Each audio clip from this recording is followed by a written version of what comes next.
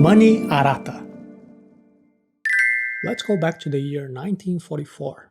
The Second World War was coming to an end, and the economy of most countries was completely destroyed after so many years of war. In that year, the leaders of several countries met together in a place called Bretton Woods in the United States. This place was where they decided what to do with the global economy after the war was over. The United States was showing that it had almost 70% of the total world's gold reserves. So the US was able to peg the value of gold to the US dollar, and since then the US dollar became basically the reserve currency in the world. We already told that story in the episode number 20 of the Money Arata series.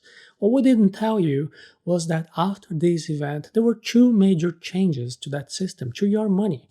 These are changes that some experts are calling Bretton Woods II and Bretton Woods III. Bretton Woods was the time of the global economy depending on the dollar that was backed by gold. Now, Bretton Woods II, this is an invented name. It is a nickname to describe the fiat money era when the United States abandoned the gold standard.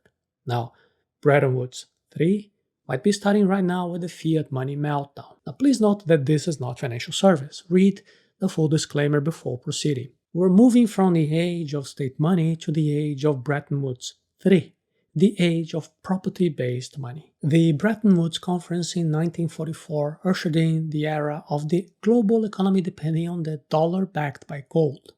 Instead of gold being money, the world adopted paper money, the US dollar, that was representing gold. Now the problem is that the US dollar is money controlled by a centralized power, by the government of the United States. And over time, this money was no longer fully backed by gold. It was also backed by the trust that people and governments were placing in the US economy, the US government. In simple words, even if there was no corresponding amount of gold, guaranteeing that a $10 bill had always the equivalent amount of gold being kept in the American vaults, the United States government guaranteed that value. And this was done gradually, until the gold standard was completely abandoned when the US government officially changed the very definition of the US dollar. And this generated a ripple effect in other countries, and then since we are living in a world of purely fiat currency, that is paper money, that is backed by nothing, basically by the trust that we have in the government that is issuing that money. This second era of purely state currency is what some experts call Bretton Woods II. But this is not to say that actually there was a second conference taking place, in the same room, in Bretton Woods, with all the representatives of all the countries. Bretton Woods II is just a nickname to illustrate that the rules of the game have completely changed. So you see, Bretton Woods, the original one, Bretton Woods I, was the era of gold-backed dollar. Didn't work. Bretton Woods II was the era of fiat money, money that is backed by trust in governments. We can say that Bretton Woods II worked until 2008, when the world economic crisis broke out and also when Bitcoin was created. From there, we started a transition to Bretton Woods III, a new change to the rules of money. Bretton Woods III is a nickname to describe the era when the government can no longer be trusted, and so money has to be based on something real, on some property, be it gold, commodities, or Bitcoin. The era of property-based money is a consequence of deglobalization. In the previous episode of the Money Arata series, we talked about the end of globalization. We talked about how the unprecedented economic sanctions that were imposed on Russia made it very clear to all countries that there is an excessive economic power concentrated in the hands of the United States and its allies. With a snap of the fingers, the US and its allies have the power to basically disconnect another country from the international banking system and affect the economy of the entire planet. This sparked a red flag for several countries, which saw that it is not very safe to be so dependent on other economies, and that autonomy is perhaps better than international integration. This is one of the forces of deglobalization.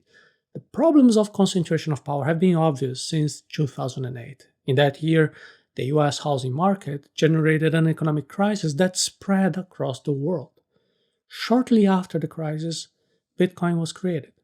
Bitcoin is the only alternative to deal with the abuses of centralized money. In addition, the world has lived through the pandemic that has changed the way we work and how we relate to each other.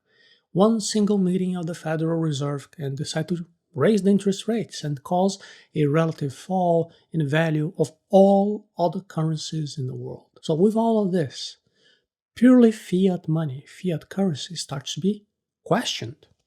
Given this scenario, the economist Zoltan Posner wrote an interesting report in which he proposes that at the end of this deglobalization process, we will enter the Bretton Woods III era for good. Bretton Woods III is a new world monetary order centered around property-based currencies. Shortly after the market began to react to the sanctions imposed on Russia, Zoltan Posner wrote that we're now witnessing the birth of a new world monetary order. He's calling it Bretton Woods III. This new world monetary order would be centered around commodity-based currencies, especially in the East. This currency would have the power to weaken both the US dollar and the euro, breaking the foundations of the monetary policy that has dominated the world since the end of World War II. A commodity-based currency is an idea that goes all the way back to Hayek. We already talked about this in the episode number 31 of the Money Arata series, but we can do a very quick recap to be on the same page. Commodities are international goods that don't go an industrialization process. For example, platinum, soy, oil, gold, or any other product that can be freely exchanged for one another, regardless of where they have been produced. So because of this, commodities have international prices. They're traded between countries, and then these prices are formed by the natural laws of supply and demand of all countries together. So, in theory, commodities have value in themselves and they can be used just like money. Instead of turning to the US dollar or any other government-controlled currency, countries could use the value of commodities as money. This was the idea of Hayek, just in a nutshell, very simplified. Large commodity producers do not have to rely as heavily on the US dollar or in the international banking system. This perception breaks the pillars of the Bretton Woods Conference, which was all based on the state-controlled representations of money. The current crisis might be the biggest since the oil crisis of the 1970s, and you can protect yourself by investing in real things, in properties. In all the scenarios foreseen by Posner, the West will suffer from inflation, shortages of commodities, and mainly the devaluation of the state currency. Both the dollar and other currencies that are directly influenced by the dollar, such as the euro, the British pound, the Japanese yen, they're all collapsing. So how can you protect your assets from this current economic crisis? You can invest in real things, in properties, not representations of properties. You can withdraw part of your wealth from these fiat currencies, from state currencies, and invest in real assets. Now, which assets, which real assets can you invest in? The most traditional answer is gold. You can buy gold and thus protect part of your wealth from a sharp devaluation of state currencies, but there are other less traditional, perhaps even more profitable options. One option is to invest in assets that are linked to a basket of commodities that can appreciate in value: oil, soybeans, iron ore, and others. Another option is to invest in Bitcoin. Bitcoin is a property that has a value that is not defined by any government or any other central authority. It is a scarce asset that tends to appreciate as time goes on, as long as the demand is maintained.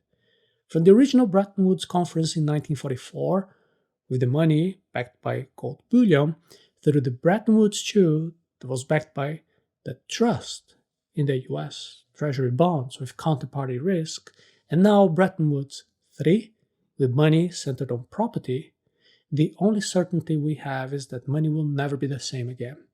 And those who know how to protect themselves and invest in the right assets will greatly benefit from this, while others might suffer from crises, shortages, and recession. Money has changed a lot since the World War II, and now we might be witnessing the birth of a new world monetary order, with money based more on ownership and less on trust on the state, or less on state control. To protect your wealth in this new world order that is approaching, you need to learn how to invest in assets that will not suffer so much from this economic crisis. One such asset is Bitcoin. But to invest in Bitcoin the right way, you need first to have knowledge. That is why now I want to invite you to take a look at our Diamond Hands training. In this training, you'll learn in a very easy way everything you need to know to invest in Bitcoin safely. And to learn about the Diamond Hands course, you can go to arata.se/diamondhands.